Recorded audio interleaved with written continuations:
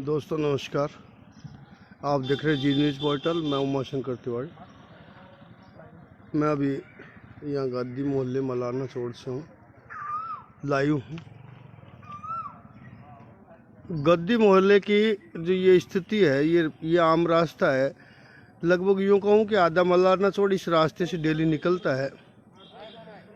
ये मलाना चौड़ का मुख्य रास्ता है, जिससे 3 ढाणियाँ और लगभग 3 से 4 गांव जुड़ते हैं और इसी से होकर गुजरते हैं। इसकी हालत ये कमोबेश 5 साल से ऐसी स्थिति में है। छोटे बच्चे से लेकर बुजुर्ग तक इसी रास्ते से गुजरते हैं। अभी जब गर्मी का समय है तब स्थिति ये है, तो अब अगर हम चौमासे या बरसात की बात करें तो यहाँ की स्थिति कितनी दयनीय होती होगी, आप अंदाज़ा लगा सकते हैं इस बात से। यहाँ के जो स्थानीय रहने वाले लोग हैं वो तो परेशान ही, बाकी जो डेली यहाँ से निकलते हैं उनसे भी इस बारे में कई बार जाना गया या देखा गया।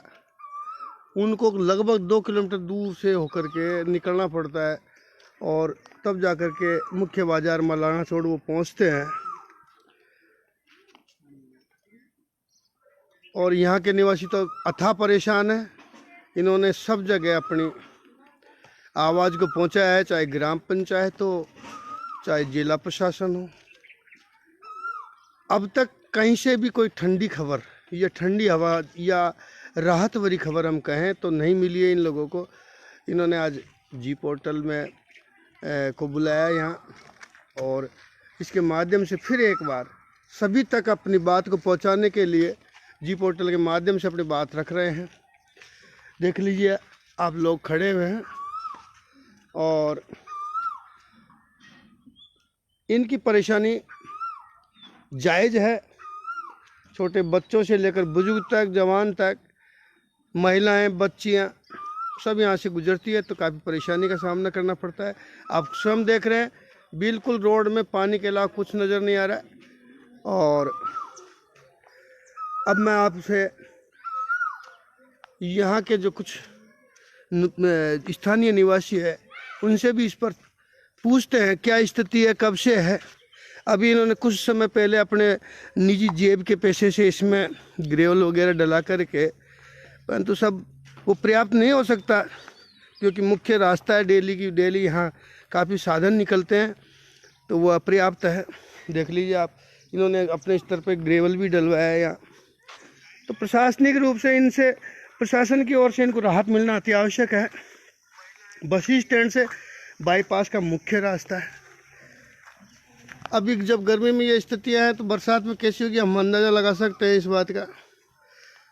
तो अब मैं मिलवाता हूँ यहाँ जो बुजुर्ग लोग खड़े हैं उनसे, युवा भी हैं, बुजुर्ग में हैं।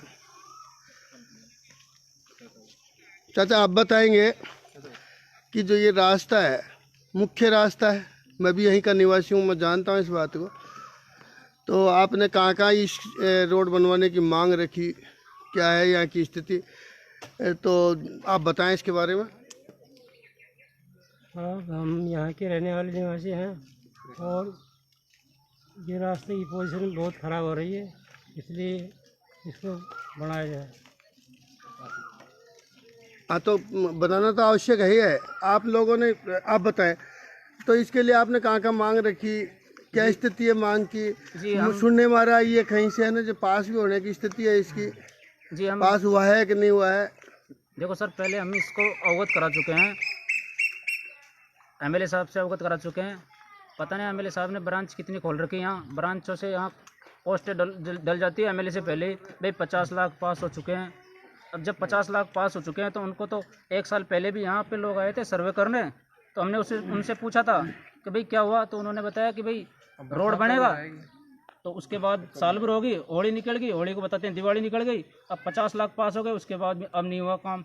देखिए ऐसा है, नहीं, वो सारी चीज़ें हैं कि अगर कोई भी नुमाइंदा जो इतने बड़े पद पे बैठा है वो झूठ तो अपन नहीं मान सकते। इस बात को हो सकता है एक प्रोसेस में वो चीज़ चल रही हो और आप लोगों तक उसकी सूचना, सही सूचना नहीं पहुंची हो तो उसकी भी आपको जानकारी करनी है। मैं भी अपने स्तर पर फिर जानकारी करूंगा कि वास्तव में स्थितियाँ क्या है, और यदि वहाँ से बनती है बहुत अच्छी बात है, स्वागत है, उनका भी स्वागत करना भी चाहिए। स्वागत तो एमएलए साहब को हम धन्यवाद पहले भी दे चुके हैं इस चीज़ के लिए, लेकिन उसका लोगों ने हमारा मजाक उड़ाया ना, तो तुमने एमएलए साहब को धन्यवाद दिया था, अच्छा काम किया, ये 50 लाख पास हो गए, ये पास हो गए, डेंका फेंका, पर आज तक पास नहीं हुआ। और सबसे बड़ी समस्या 3-4 तो डाणियाँ हैं इस रोड से लिंक में, और अनियाला, डडवाड़ा, महमदपुर उधर होकर रास्ता निकल रहा है। तो यहाँ पे रोजाना बच्चे, हम तो बाहर नहीं निकल सकते, रास्ता इतना खराब है, इसमें बदबू आने लग गई बिल्कुल। बीमारी का कारण कोरोना से भी ज्यादा बीमार आदमी यहाँ हो रहे हैं। और दूसरी बात यह है कि नमाजी आदमी यहाँ से निकलता, तीनों मस्जिदें इधर ही पड़ती है हमारी, तो नमाजी आदमी भी इधर होकर निकलता।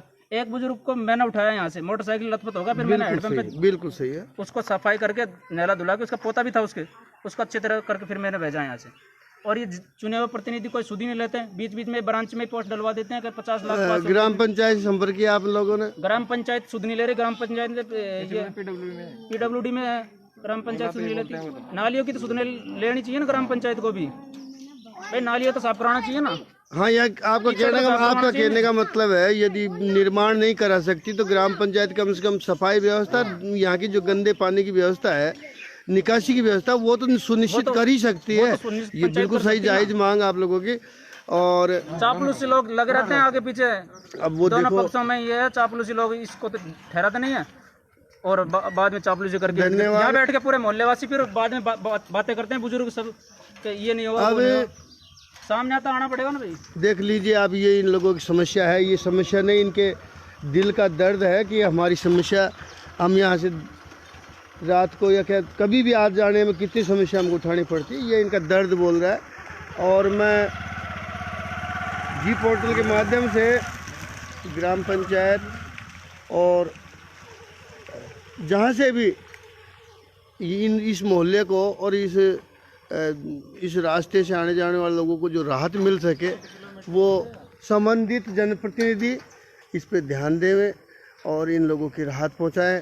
जी पोर्टल का ये उद्देश्य था, यहाँ आकर के उन्होंने इसको लाइव किया हमारे जी पोर्टल के माध्यम से। और जी पोर्टल के माध्यम से हम प्रशासन से फिर मांग करते हैं कि इन लोगों की आने जाने की समस्या ही नहीं, यहाँ रहते हैं तो यहाँ कितने मच्छर हो रहे हैं, आप देख लीजिए, ये पानी बिल्कुल भरा पन्ना रहता है, और ये इनकी जायज़ समस्या है, इसको पूरी किया जाए।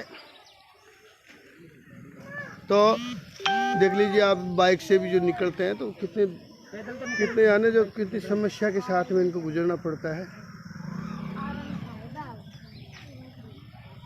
तो अभी इस समस्या के निराकरण के लिए सभी लोग आशान्वित हैं कि इनकी मांग पर ध्यान दिया जाएगा और इस समस्या से इनको निजात मिले, ऐसी अपेक्षा के साथ में जी पोर्टल से मोहम्मद शंकर तिवारी, धन्यवाद।